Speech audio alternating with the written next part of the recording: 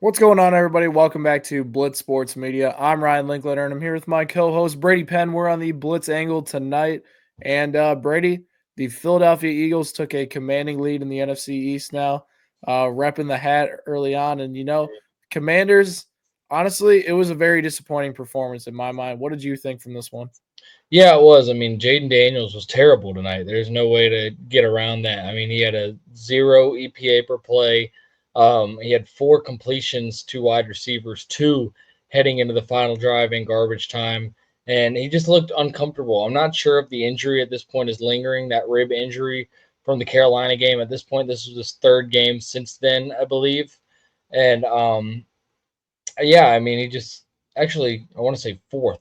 Bears, Giants, Steelers, and Eagles. Yeah, fourth Yep. game back since that injury. So maybe it's lingering, but he didn't look comfortable in the pocket at all. And part of that is a credit to the Eagles front seven. They came to play tonight. Brandon Graham in year 13 or 14 uh, played really well. Josh Sweat had a few really nice plays.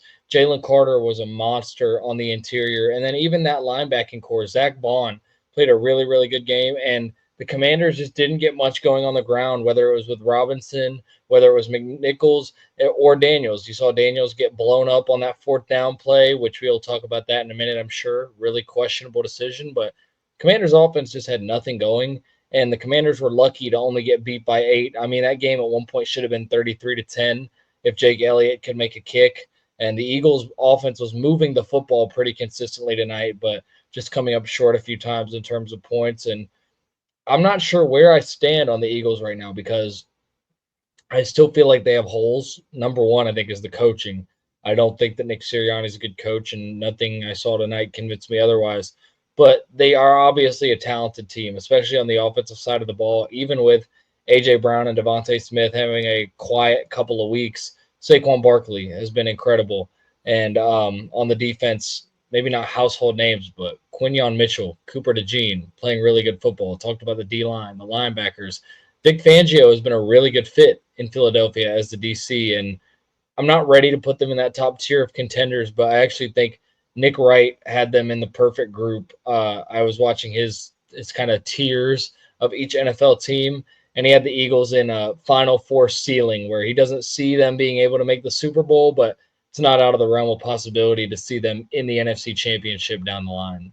Yeah, and I think probably my biggest takeaway from this one is honestly the Eagles were impressive on defense, very impressive for me.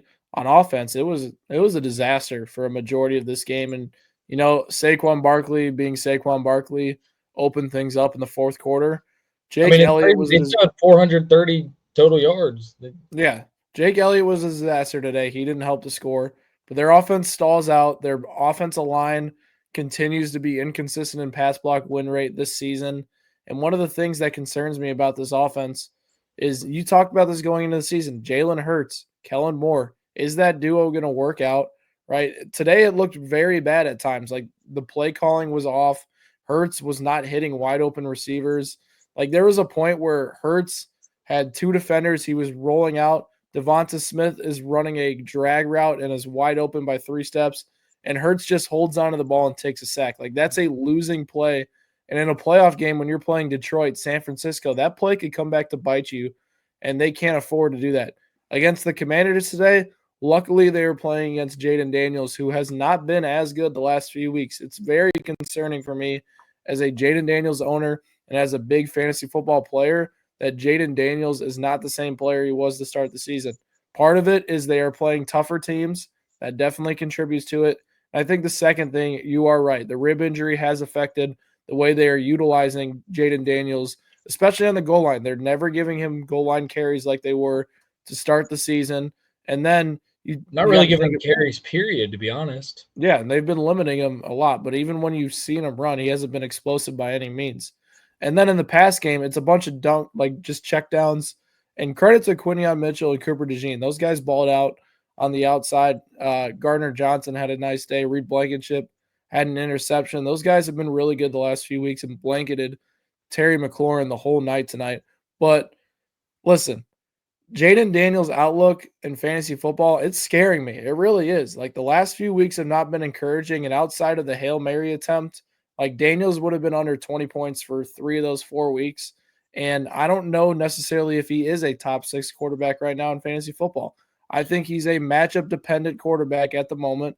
And if you are trying to make a playoff push right now and his bye week is coming up in the last week of the fantasy play before the fantasy playoffs, I would consider selling. Like it wouldn't be out of the realm of possibility to consider selling Jaden Daniels and getting out of that bye week and trying to get out of Jaden Daniels' inconsistencies right now in fantasy football and in the field. Yeah, you talked about Daniels' dink and dunk tonight. His leading receiver was Austin Eckler with 8 catches for 89 yards. He He had had 89 yards 61 in the receiving. first half. No, but listen, he had 100. He had 89 yards, 102 yards after the catch. That that's insane. I mean, Daniels is literally just throwing behind the line of scrimmage and letting Eckler take off.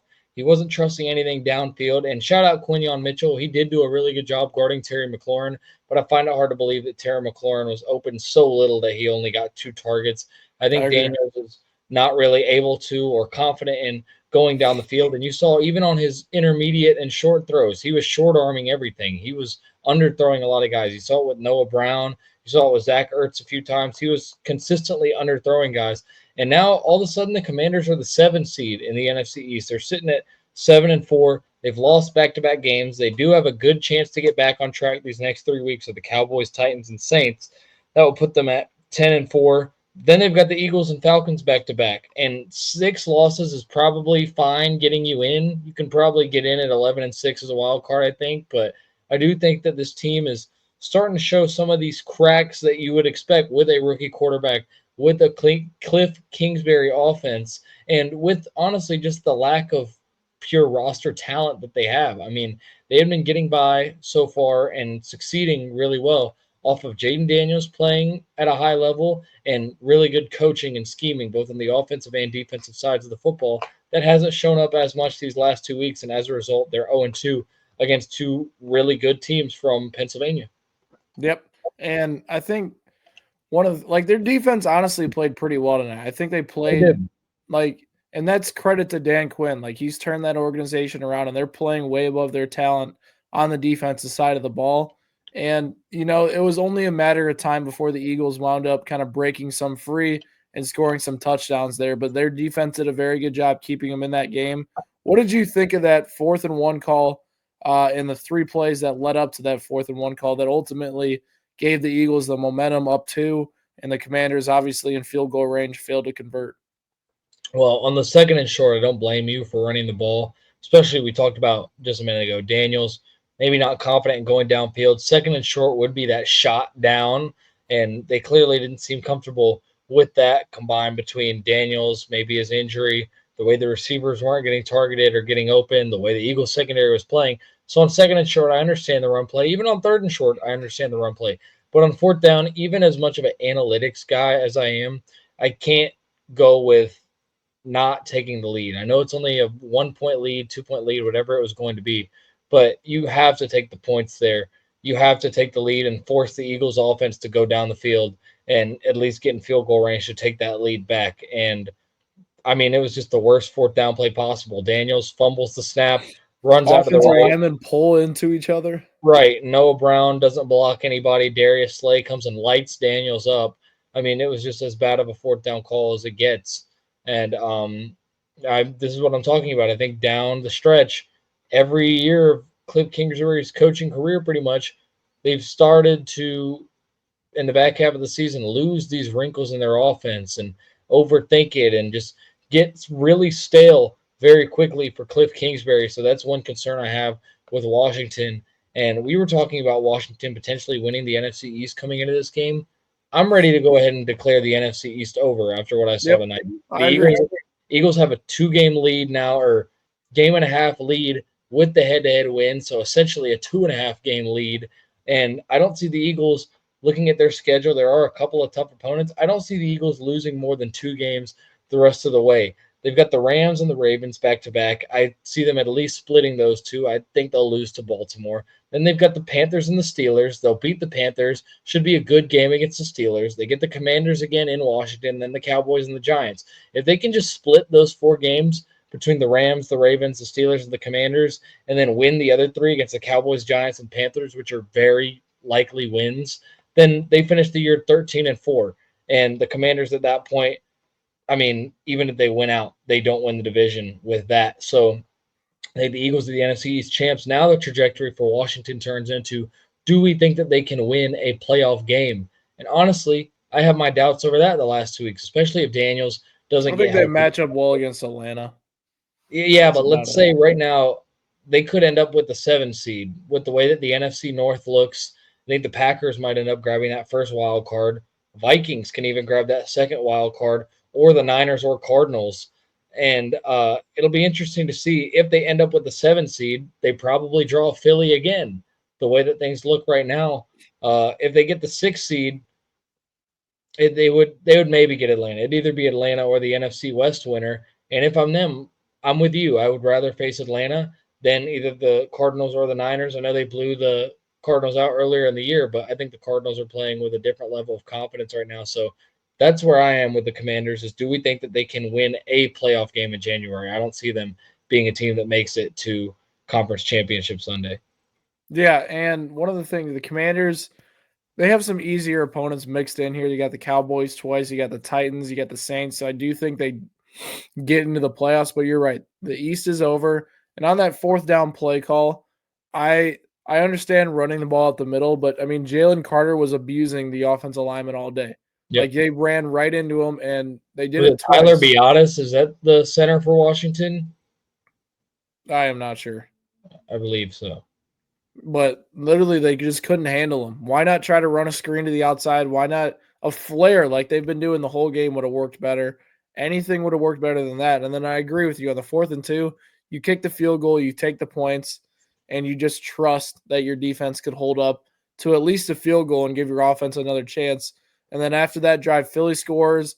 Jaden Daniels throws an interception right away, and the game's over. Just like that. It was 2 minutes later, the game's over. So interesting decision by Dan Quinn and Cliff Kingsbury, but ultimately they've done a great job in Washington turning this team around. So good things ahead for Washington. And you're right, Philly is starting to make their way into the 1 seed conversation. We keep talking about it. We'll see what happens. The Lions do, I think, have a tougher schedule than the Eagles ahead, which could make things a little interesting. But you're right. I don't see the Eagles dropping more than 2 games the rest of the season. They're one of the best teams in the NFL right now, and probably right in that 6 range with behind Kansas City, Detroit, Buffalo, and Baltimore. And I think that's a great place for the Eagles. I think that it would be interesting to see what would happen. I know last year the Niners got the better of the Eagles. The year before, the Eagles got the better of the Niners. I wonder if we saw that matchup again, how it would go. I'm really torn because I feel like the Eagles have been more consistent, but I still believe in the 49ers roster as a whole if that matchup comes to be later on in the year in January. It should be interesting. The Eagles actually, what do you think of this? They're plus 340 to win the NFC right now. Is that a decent value play, you think? It's a decent value. I think it could be better. I think if they were like over plus 400, it'd be elite value, but like that's right around where I think they should be. And one other thing, the offensive player of the year discussion, it's got to be heating up after tonight. I'm still leaning Derrick Henry. Saquon Barkley is obviously making a heck of a case. Even Jamar Chase, likely right now, it looks like he might win the triple crown receiving wise. Who is your offensive player of the year right now? I'm going with Derrick Henry just because he's on pace for 1,900 rushing and 20 rushing touchdowns. But at the same time, Saquon does offer more as a dual threat back. Yeah, and I think what's interesting about this one, I don't think they're going to give the MVP and the offensive player of the year to 2 different guys on the same team. So I'm going to lean Saquon for offensive player of the year, and I'm going to go Lamar as the MVP. And I mean, both guys, both Derrick Henry and Saquon, right? These guys were free agents this offseason. Jerry Jones didn't call either of them. So Mm-hmm. that is a crazy part about this whole situation. Both have been great. Jerry Jones decided, hey, we don't need either of those guys. Didn't call either of them. The Giants let Saquon walk. Obviously, the Titans were out on Henry, but it's just crazy to think about how good some of these free agent signings have been this offseason, impacting some of these teams. Make sure you guys tune in to our Saturday episode of our Week 11 game picks. We have a loaded slate of games to talk about and discuss for you guys. Hit that subscribe button for more Blitz Sports media content. and I'll catch you guys next time.